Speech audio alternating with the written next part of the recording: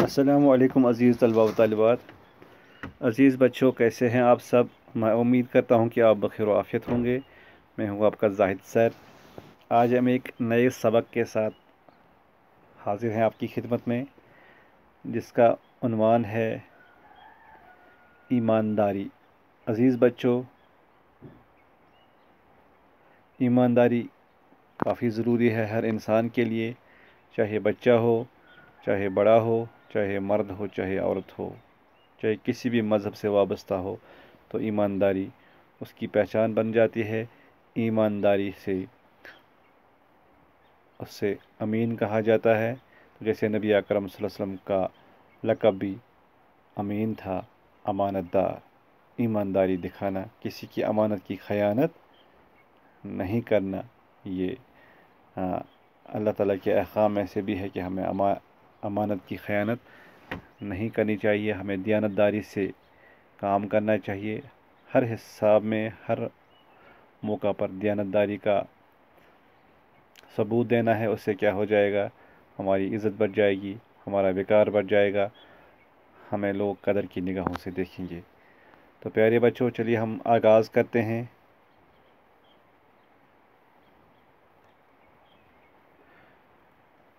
ایک کسان گنگا کے کنارے ایک گاؤں میں رہتا تھا۔ وہ بہت غریب تھا، لیکن آدمی ایماندار تھا۔ اس کے پاس ایک گائے تھی۔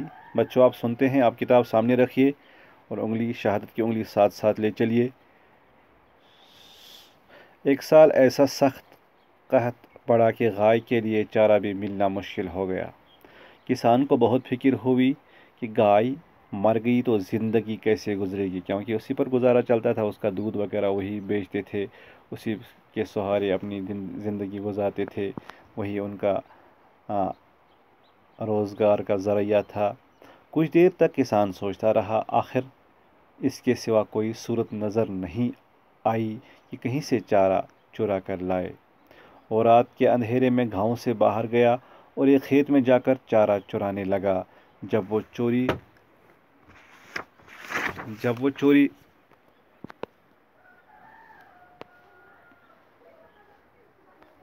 چوری کر رہا تھا تو اس کے دل میں خیال آیا کہ ایمانداری بڑی چیز ہے۔ افسوس، ایسا برا وقت آن پڑا کہ گائے کو دیکھتا ہوں تو ایمان جاتا ہے، ایمان کو دیکھتا ہوں تو گائے ہاتھ سے جاتی ہے۔ یہ سوچ کر کچھ دیر کے لیے جھجکا اور چارہ جہاں سے چرایا تھا وہیں رکھ دیا۔ اس نے دل میں کہا، ایمانداری بڑی چیز ہے۔ اس کے دل میں اثر ہوا، سچن وچھان کیلن تکالن سچو وچھان دل کین حالن۔ تو تھوڑی دیر بعد بوکھی گائے کو یاد کر کے پھر اس کا دل بھر آیا کہ اس کی جان کیسے بچاؤں۔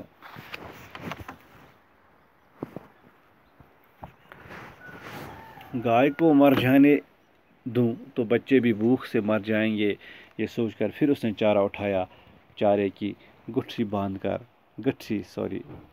باندھ کر ابھی وہ سر پر رکھنے ہی والا تھا کہ ایک آواز آئی، اے بے وقوف، برا کام مت کر۔ آواز سن کر کسان چونک پڑا اور چاروں طرف سے دیکھنے لگا۔ آپ کو سمجھ آ جاتا ہے؟ یہ معنی بتانے کی ضرورت مت ہے، نہیں، یہ آسان اردو ہے بچوں۔ آپ سنیے، سماعت کیجیے اور اس کو سمجھنے کی کوشش کیجیے اور اس کہانی کو زبانی یاد رکھیے۔ لیکن وہاں کوئی نظر نہ آیا۔ اس کو یہ اطمینان تو ہو گیا کہ کسی نے دیکھا نہیں، ہے نا، کہیں سے آواز آ گئی۔ اس کو یہ بھی اطمینان تھا کہ اللہ کے سوا کسی نے دیکھا نہیں، کیونکہ اسی کا خوف دل میں تھا۔ اگر اس کا یقین نہیں ہوتا تو وہ چارہ 2 بار نہیں پھینکتا۔ یہ دل کا وہم ہے، لیکن آواز کا اس پر بہت اثر ہوا۔ اس کو لگا کہ یہ کوئی وہم ہے، یہ کوئی خوف ہے میرا، کہیں سے کوئی آواز نہیں آئی۔ وہ بہت شرمندہ ہوا اور چارے کی گٹھری وہیں چھوڑ کر خود کو برا کہتا گھر چل دیا۔ تو پھر کیا ہوا؟ یہ آواز جو آئی، یہ الٹیمیٹم جو آیا، یہ جو کسی نے اس کو آواز دی کہ ایسا برا کام مت کرو، تو اس نے وہ چارہ وہیں پہ چھوڑ دیا اور شرمندہ ہوا اور نادم ہوا اپنی کیے پر، اپنی غلطی پر، ہے نا۔ جو اپنی غلطی پر نادم ہوتا ہے، توبہ کرتا ہے، تو اللہ تعالیٰ اسے کافی محبوب بناتا ہے، اس کی توبہ قبول کرتا ہے، اور یہی کہتا ہوا وہ گھر چل دیا۔ اس کھیت کا مالک ایک جگہ چھپا ہوا کسان کو دیکھ رہا تھا۔ یہ آواز بھی اسی کی تھی۔ جب کسان واپس لوٹا تو کھیت کا مالک چپکے چپکے اس کے پیچھے چلا۔ وہ آواز دینے والا کون تھا؟ وہ کسان تھا۔ وہ اسی کے پیچھے چلتا گیا۔ کسان اپنے گھر میں گھس گیا۔ کھیت والے نے آس پاس کے لوگوں سے اس کے بارے میں پوچھ تاچھ کی۔ وہ جو کسان تھا، کھیت والا تھا، وہ بھی کسان ہی تھا۔ وہ اس کے گھر چلا گیا اور پوچھ تاچھ کی کہ کون بندہ ہے۔ پتہ چلا کہ وہ بہت غریب اور ایماندار آدمی ہے۔ کھیت کے مالک کو اس پر رحم آ گیا اور خود شرمندہ ہوا کہ ایک گاؤں میں رہتے ہوئے بھی ہم ایک دوسروں کا حال نہیں جانتے۔ ایک ہی گاؤں میں رہتے تھے، تو لہٰذا ہم پر بھی فرض بنتا ہے، ہم پر بھی ذمہ داری عائد ہو جاتی ہے کہ ہم ایک دوسرے کا حال پتہ دیکھیں۔ خاص کر آج ماہ مبارک کا متبرک مہینہ ہے بچوں، ہے نا؟ اپنے بڑوں سے کہنا چاہیے کہ دیکھیں ہم ہمسائیگی میں، رشتے میں، کہیں گاؤں میں کوئی بندہ ایسا مت ہے جو بظاہر بہت ٹھیک ٹھاک دکھائی دیتا ہے، صحت مند دکھائی دیتا ہے اور اچھے سے کپڑے بھی پہنتا ہے، کسی کے سامنے اپنے دکھ بیان نہیں کرتا ہے، لیکن اس کے پاس 2 وقت کی روٹی نہیں ہے۔ چپکے سے ہم اس کے پاس چلے جائیں، اس کو پتہ ہی نہیں چلنا چاہیے، اس کے دروازے پہ رکھیں وہ چیزیں جس سے وہ اپنا گزارا کر سکے، اور وہ دعائیں دے گا کہ دیکھیے کوئی نیک آدمی ہے اب بھی دنیا میں، کوئی ہے جو اللہ کا نیک بندہ ہے، جس کو اب بھی خیال ہے کہ مجبور لوگ جو ہیں، مفلس لوگ جو ہیں، غریب لوگ جو ہیں، نادار لوگ جو ہیں، ان کا خیال رکھا جاتا ہے۔ تو لہٰذا ہمارا فرض بنتا ہے۔ آج آپ دیکھتے ہیں ماہ مبارک کا مہینہ ہے بچوں، آپ سمجھتے ہو میری بات؟ ہاں، آج ایک فرض کیس کو 70 فرض کا ثواب ملتا ہے، اور ایک سنت نفل کو ایک فرض کا ثواب ملتا ہے، اور ایک نیکی کو 70 نیکیاں ملتی ہیں۔ یہ کمانے کا مہینہ ہے، یہ نیکیاں کمانے کا مہینہ ہے، یہ ماہ مبارک۔ تو ہمیں اس جیسے کام کرنے چاہیے جو کام اس زمین کسان نے کیا۔ وہ سیدھا چلا گیا، اسی کی کھیت پہ گھر پہ چلا گیا۔ اگلے دن صبح سویرے کھیت کا مالک چارے کا گٹھا سر پر رکھے غریب کسان کے گھر پہنچا، ہے نا؟ کسان اسے دیکھ کر بہت حیران ہوا۔ کھیت والے نے کہا، حیرانی کی کوئی بات نہیں، جو آواز رات کو کھیت میں تم نے سنی تھی وہ میری ہی تھی، وہ کھیت میرا ہے۔ تمہاری ایمانداری سے مجھے بڑی خوشی ہوئی۔ یہ لو چارہ گائے کو کھلاؤ تاکہ تمہارے بچوں کو بھی دودھ ملتا رہے۔ تو اس نے وہیں سے چارہ لایا، چاہے وہ چارہ لایا یا کوئی اور اس کے ساتھ اضافہ کیا تو یہ الگ بات ہے، لیکن یہ ہے کہ اس کی ایمانداری نے اس کو اس کا فائدہ دے دیا۔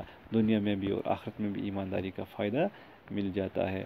اور ایمانداری کا مطلب یہی ہو کہ اللہ تعالیٰ کا خوف دل میں ہو، اور کوئی بھی غلطی کرنے جب انسان چلا جائے تو اس وقت جب اللہ کا خوف دل میں آ جائے گا تو اللہ تعالیٰ خوش ہو جاتے ہیں اور معاف فرماتے ہیں۔ تو بچوں، آج میں آپ سے اسی پر رخصت لیتا ہوں۔ ویسے اس کی وضاحت کی ضرورت نہیں ہے، کچھ باتیں میں نے اس کے ساتھ ایڈ کی ہیں، تو مجھے امید ہے کہ آپ اس کو بغور پڑھو گے، گھر میں اچھے سے پڑھو گے، انہماک کے ساتھ پڑھو گے، سوچ سمجھ کر پڑھو گے، اور اس کو لکھنے کی کوشش کرو گے، بار بار حروف کو سمجھنے کی کوشش کرو گے، تلفظ کا خیال رکھو گے، تو انشاءاللہ آپ کی اردو لینگویج، آپ کی اردو بول چال بہت خوبصورت بن جائے گی۔ تو اس کے ساتھ اردو ہے جس کا نام ہم ہی جانتے ہیں داغ، سارے جہاں میں دھوم ہماری زباں کی ہے۔ چلیے، بہت بہت شکریہ۔ السلام علیکم ورحمۃ اللہ۔